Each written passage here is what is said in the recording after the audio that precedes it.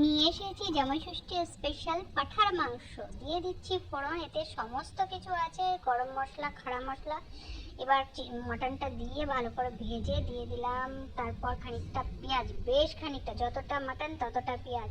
অনেকটা জল বেরিয়ে গেছে, এবার ঢাকা খুলে দিলাম, একটু নাড়াচাড়া দিয়ে এবার দিয়ে দিচ্ছি মিক্সিতে রাখা কাঁচা লঙ্কা, আদা, রসুন, ভালো করে পেস্ট করে সেটা আবার মিক্স করে ঢেকে দিয়েছিলাম। প্রচুর জল বেরিয়েছে, এটা কিন্তু অনেকক্ষণ ধরে কষিয়ে কষিয়ে রান্না করতে হবে। দিয়ে দিলাম বেসিক মশলাগুলো, যেগুলো পাঁঠার মাংস রান্না করতে লাগে।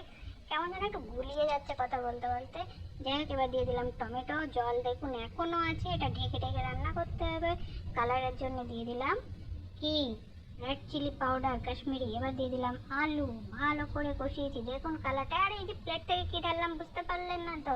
আপনি ধরতেই পারলেন না, এটা দই দিলাম না প্লেট সামনে আনলাম। যাই হোক, দেখুন কষানো হয়ে গেছে, সাইড দিয়ে তেল বেরিয়ে গেছে, দারুণ গন্ধ বেরিয়েছে, দারুণ বলতে দারুণ। যে খাবে সেই আঙুল চাটবে। দিয়ে দিলাম গরম মশলা। হয়ে গেছে, বাটিতে নামিয়ে নিয়েছি। এবার খাবো।